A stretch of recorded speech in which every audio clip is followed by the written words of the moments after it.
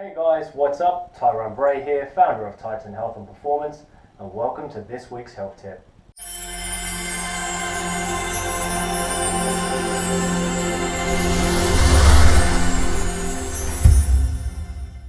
So today's video is basically just a follow-up to a video we did a few weeks back on gluten intolerance and some of the symptoms associated with it and some of the damage that it can cause in the gut.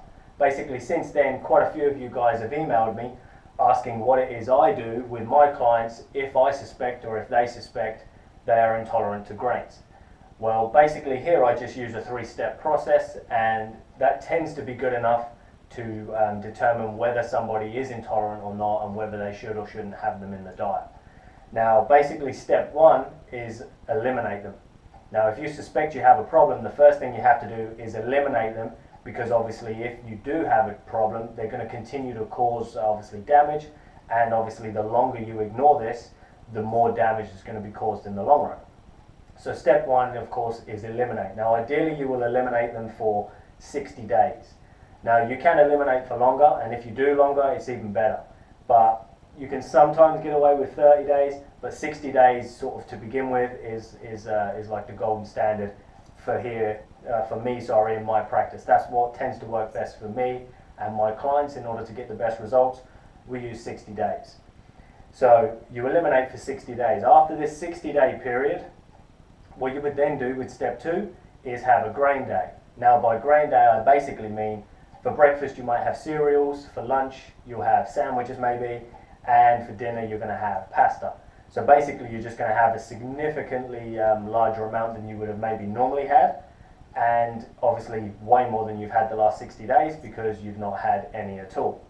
So that's step two. With step three is just eliminate them again for a further 7 days. So you eliminate for 60 days, have your grain day, then eliminate for 7 days. But what you do in this 7-day period is look for any of your old symptoms returning. So if you were getting headaches, maybe you were getting bloating, perhaps you had the neurological issues, maybe the cloudy thinking, brain fog, that type of thing. Maybe you had insomnia and that's gone away, you may be sleeping better.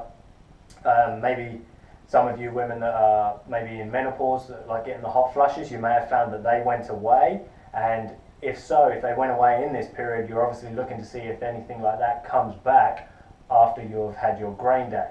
Now, during this 7-day period, if nothing happens at all, then you may be one of the few that can obviously tolerate grains and maybe keep them in your diet. But if any of your old symptoms do come back, then we recommend you eliminate for a further 6 months. Now, after this 6-month period is when you then have your next grain day.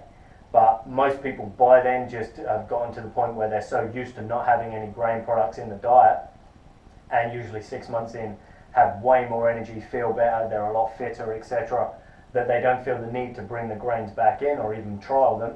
But of course that's going to be your choice after the 6-month period. So I'll just run through those again. Step one, eliminate for 60 days. Step two, have your grain day. Then step three is eliminate for a further 7 days. And you basically just watch what your body does and listen to it. If you are getting your old symptoms back or any new symptoms, then you're going to want to make sure that you eliminate for a further 6 months to make sure that obviously any damage that may have been left over from before, make sure that gets healed up, etc., before trying the grains again. But if none of your symptoms do come back, then as I say, you may be one of the few that can tolerate them without any problems. But I would just say, take your time with the reintroduction. Just gradually introduce them, gradually increase them if that's what you're going to do. And again, listen to your body. Watch out for the symptoms, and if they come back, get rid of them. It's not worth having them in the diet and keep causing damage to the gut, etc., just to have some grains. There are plenty of other foods out there that you can eat. There's your meat, your fish, your fruits, your veg, there's nuts, seeds, legumes, there's eggs, there's dairy. There are hundreds of foods out there. At the end of the day, you don't have to have grains in the diet. They're non-essential, but if you do want them and you can tolerate them, of course, feel free to do so. So that's my simple system. 3 steps: eliminate, grain day, eliminate, and watch. Basically, as always, any questions, feel free to post them in the comment section below this video on our blog.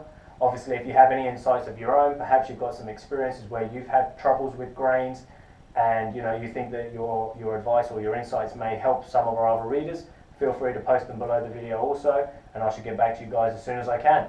Thanks for watching. And as always, if you like this video, why not subscribe to our channel? And feel free to share this video with all of your friends or family or anybody that you feel may benefit. And if you'd like access to exclusive health and performance advice that I only share via email, get yourselves over to titanhealth.com and sign up for email updates.